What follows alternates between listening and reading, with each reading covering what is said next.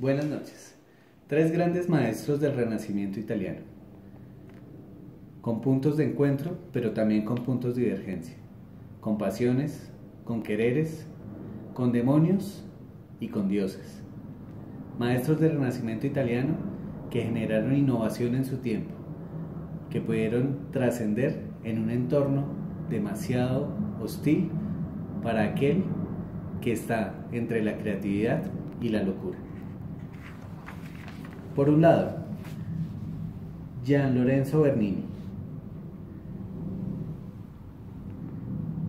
Las principales características de su personalidad: sin duda era un genio, era amigable, culto, muy persuasivo, astuto, prepotente, y cómo no serlo si desde tierna infancia se descubrieron en él talentos que los más altos jerarcas de la Iglesia empezaron a reconocer.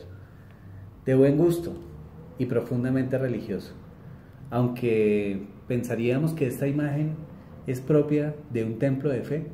¿Cómo logra Bernini que la Iglesia Católica acepte obras que son notoriamente influenciadas por las pasiones humanas, donde la textura y el mármol cobra vida, donde las manos tocan no fríos lugares, sino candentes cuerpos de hombres y de mujeres? La respuesta está en sus características: el don persuasivo que tiene, el ser predilecto de los papas y la forma en que sublimemente hace pensar que el cuerpo humano es mucho más que la pasión, que el cuerpo humano en realidad termina siendo un instrumento de Dios. Por otro lado, Francesco Borromini. Podríamos pensar como el gran antagonista de Bernini, aunque esto fue más de Borromini hacia el último. Un gran genio científico de la arquitectura. Sus principales características: de difícil carácter, desconfiado, muy honesto, realizó votos de pobreza, por tanto era un hombre bastante religioso, huraño y solitario. Estas características hicieron que un gran maestro del Renacimiento italiano como Borromini, sumado a resentimientos generados por algunos trabajos de colaboración con el mismo Bernini, que le hicieron opacar su talento y su genialidad detrás del gran nombre del primer maestro, hicieron, y no es extraño, que de una manera casual, así lo quiso presentar él en uno de sus escritos, llegara al final de sus días, muy seguramente a través del suicidio. Por último, el maestro Michelangelo Merisi Caravaggio. Su principal característica en el arte es la realidad. Es la forma en la que descarnadamente muestra lo que realmente somos. Su arte, plagado de realismo, y en esta obra, por ejemplo, donde se dice que es un autorretrato del mismo Caravaggio, demuestra el desdén que tenía por las formas convencionales. Sus principales características: era un revolucionario, sin duda, muy trabajador y dedicado, profundamente orgulloso, muy terco y por ende también demasiado conflictivo.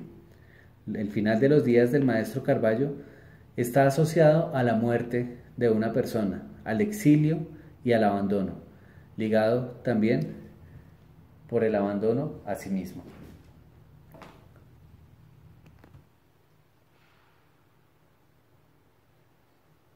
¿Cómo estos maestros lograron ser innovadores y creativos en su momento? ¿Cómo lograron ellos determinar una relación con instituciones tan rígidas e influyentes como la nobleza y la Iglesia? La respuesta está en la creatividad, y la respuesta está en el borde casi que inexistente que existe entre la creatividad y la locura. No en vano, criterios que hacen calificar a una persona como creativa o criterios que hacen calificar a una persona con dificultades en su razonar, en muchos momentos se encuentran en el mismo punto. Ellos en realidad creativos e innovadores en su tiempo, muy seguramente considerados por sus contemporáneos en muchos casos como locos, pero siempre como genios. Ahora bien, ¿cuáles serían las características de quien les habla a la luz de un análisis de la relación con la organización actual o la empresa en la cual me encuentro? Puedo definirme como una persona comprometida, una persona que busca estar siempre enfocada. Procuro, aunque no es sencillo, ser íntegro y por ende paciente. Busco la persistencia, tan difícil de alcanzar. Procuro ser auténtico, ser quien soy, siempre. Ser muy positivo, a pesar de las adversidades, aunque esto suele ser lo más complejo. Y también procuro ser una persona muy responsable. ¿Cómo influyen estas características para poderse identificar como un innovador en la organización a la cual actualmente pertenezco? ¿Y cómo podría identificarme si potencialmente cabría la analogía con estos grandes maestros? En mi opinión, me identificaría más con el liderazgo en creatividad que genera un Gian Lorenzo Bernini, ya que Bernini, al ser amigable, al ser persuasivo, genera en sí todo un movimiento y una empatía con las personas. No queriendo decir que siempre soy empático, pero sí mi gran pasión a la que me dedico en la organización y a lo que quiero dedicarme por muchos años son las personas. Es decir, desarrollos de creatividad, esfuerzos de innovación, así sea incremental, para lograr que la vida de las personas sea mejor. No siempre es fácil, porque los líderes, y como lo hemos visto en otros espacios, siempre el gerente está pensando en los números. Pero ¿cómo lograr buenos números si no tenemos las personas para hacerlo?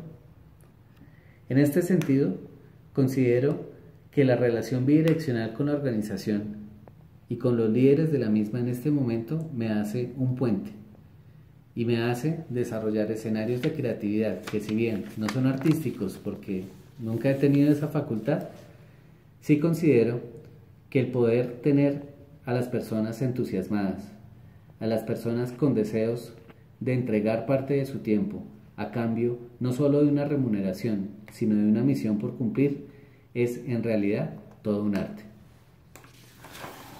Muchísimas gracias por su paciencia y le agradezco la tolerancia.